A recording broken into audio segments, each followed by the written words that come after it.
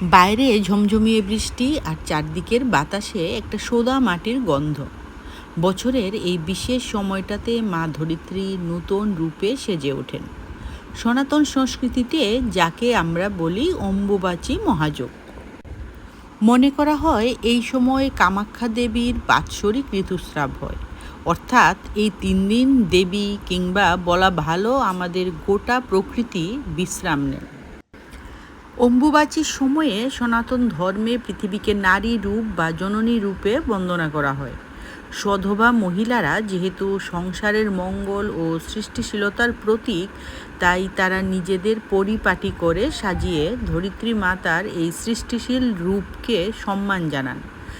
লাল আলতা এখানে উর্বরতা, জীবন ও শুভ শক্তির প্রতীক। লোকবিশ্বাস অনুযায়ী অম্বুবাচীর দিনগুলিতে প্রকৃতিতে এক ধরনের পরিবর্তন আসে। এই সময়ে লাল আলতা পায়ে পরা কেবল সৌন্দর্যের জন্য নয়, বরং সমস্ত রকমের নেতিবাচক শক্তিকে ঘর ও জীবন থেকে দূরে রাখার একটা উপায় হিসেবে দেখা হয়। আজকের এই সুপার ফাস্ট জীবনে আমরা যখন একটু থামতে ভুলে যাই, প্রকৃতি তখন আমাদেরকে শেখায় কিভাবে বিশ্রাম নিতে হয়। অম্বুবাচীর এই 3 দিন মাটিতে লাঙ্গল দেওয়া বা খুঁড়াখুড়ি একদম নিষেধ থাকে। ধরিত্রী মা যেন পরম শান্তিতে একটু বিশ্রাম নেন। চতুর্থ দিনে মন্দিরের দরজা খোলার পর শুরু হয় মূল আকর্ষণ। দেবীর স্নান ও বিশেষ পুজো শেষে ভক্তদের মাঝে বিতরণ করা হয় রক্তবস্ত্র। দেবী পিঠের লাল কাপড়ের এই টুকরোটিকে অত্যন্ত পবিত্র ও সৌভাগ্যের প্রতীক বলে মনে করা হয়।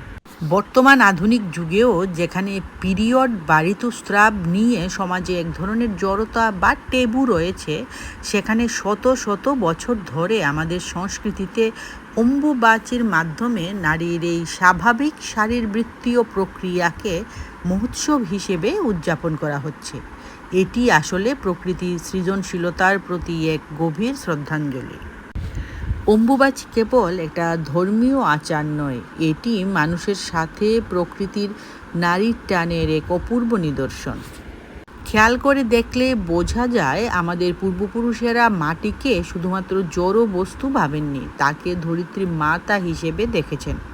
বর্ষার শুরুতে যখন নূতন বৃষ্টির জলে পৃথিবীর উর্বর হয়ে ওঠে, ফসল বোনার সময় আসে, ঠিক সেই রূপান্তরটাকেই একজন নারীর মাতৃত্ব ও সৃষ্টির ক্ষমতার সাথে তুলনা করা হয়েছে। এই 3 দিন চাষবাস বন্ধ রাখা, মাটি না খোঁড়া, এগুলি আসলে আধুনিক পরিভাষায় প্রকৃতির হিলিং পিরিয়ড।